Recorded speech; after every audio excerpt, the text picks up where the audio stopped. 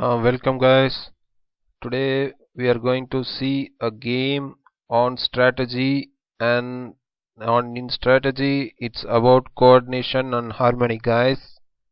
And I want to make a little note before going into the game.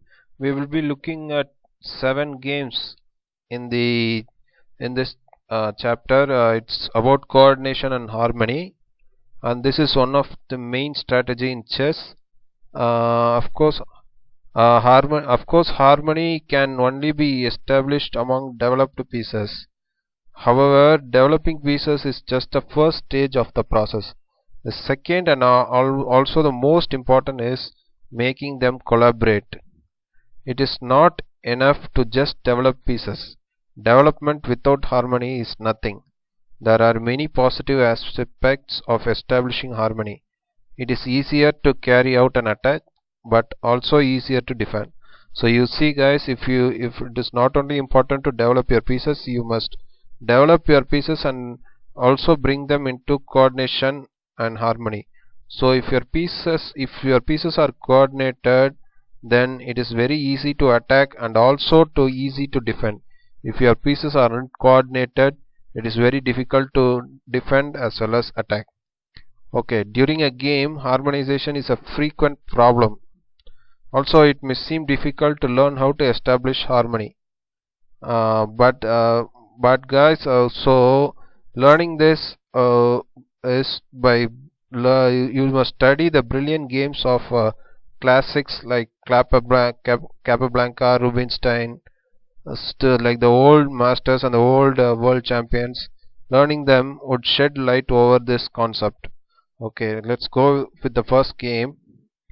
The first game, it's Rubinstein versus Duras.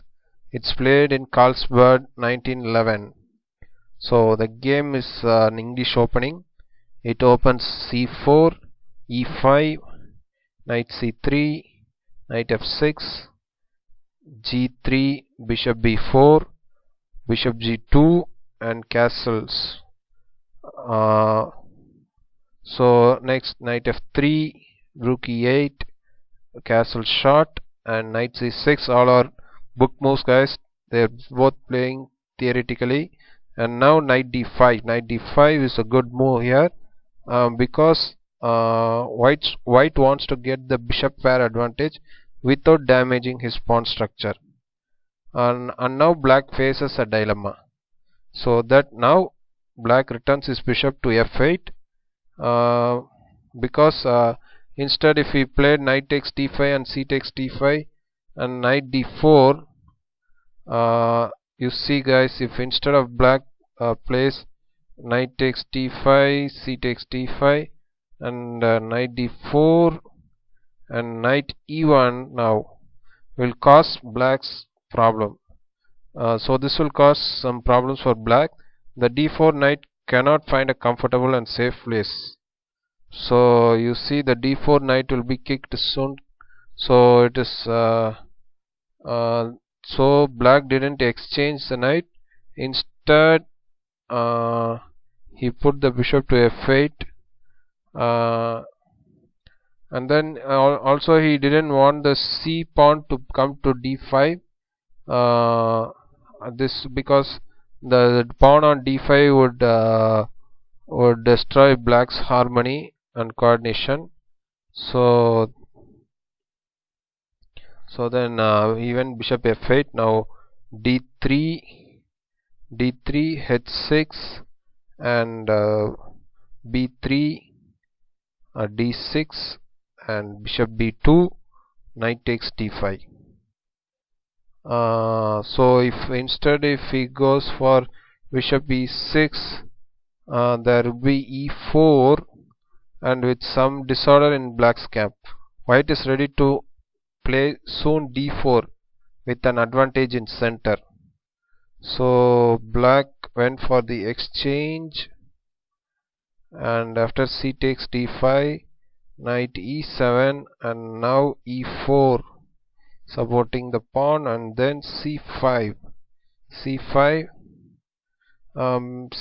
because he doesn't want white to play get counterplay on the c file.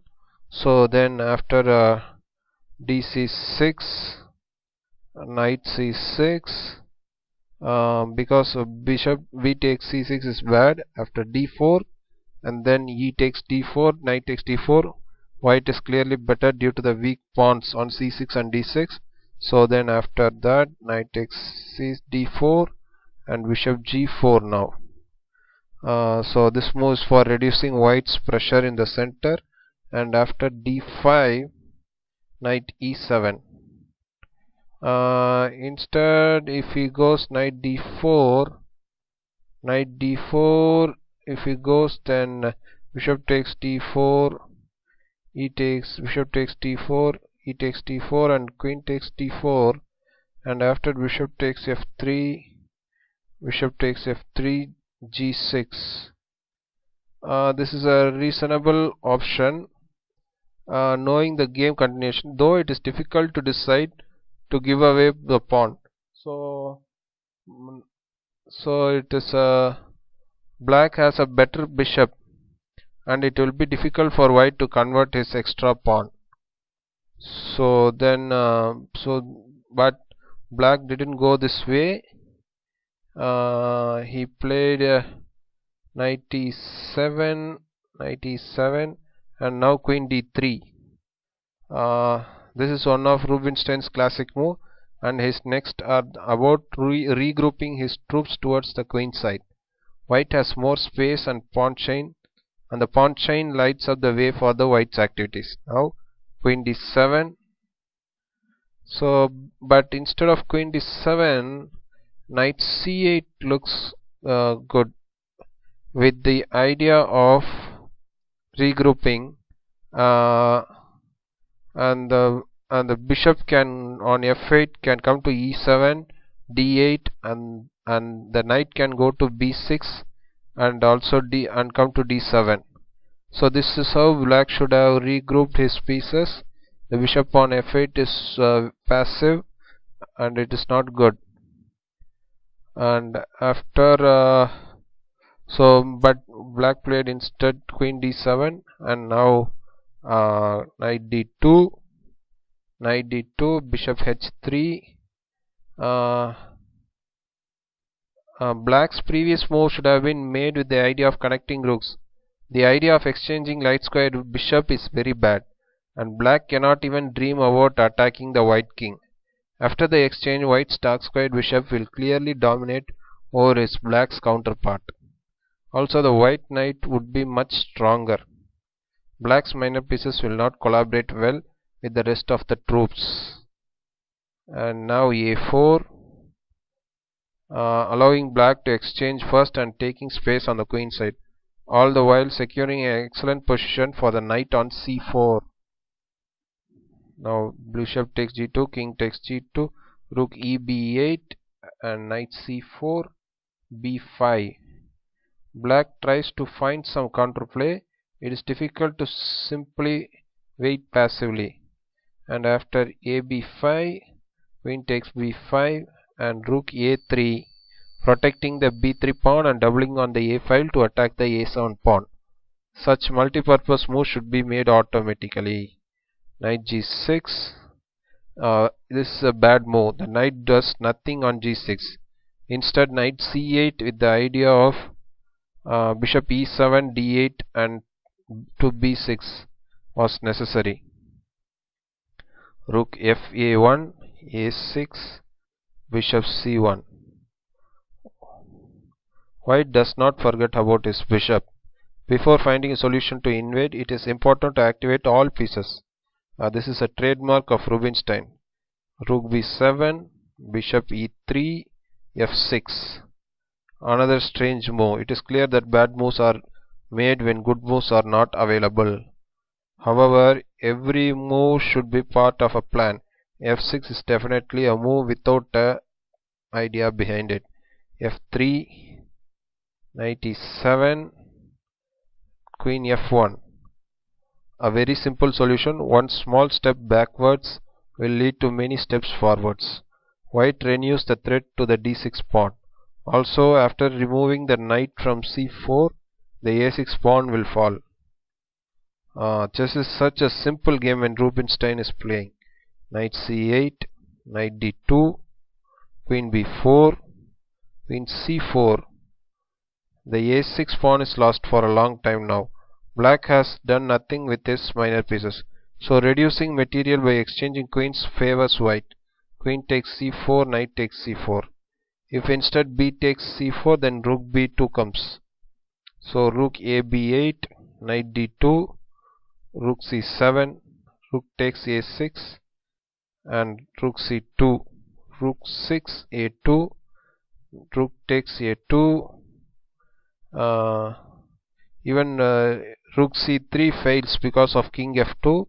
Then after rook takes a2, bishop e7, king f2. This is the first phase of realization in the centralization of the king. King f7, king e2, king e8, king d3, king d7, king c3, rook bishop d8, knight c4. The second phase is fully activating all pieces. Bishop c7, black is hopeless. Finally, he has managed to regroup his minor pieces towards the queen side, but now they are stuck there. g4, fixing black's pawns on dark squares. Bishop d8, rook a6, bishop c7, h4. White has put his pieces on the best squares, and now it is time for pawn play. Firstly, the pawn goes to h5 to fix the target on g7. Bishop d8, h5, bishop c7, b4. Now it is time for the b pawn. White has the idea to support the move b5 by getting the king to a4. Rook b7, rook a8, king d8, king b3, rook b8. This leads to full paralysis, but anyway the game is over. Rook takes b8, bishop takes b8, b5, knight e7, b6, f5, gf5, knight g8, bishop f2, king c8, bishop h4. So black resigned now.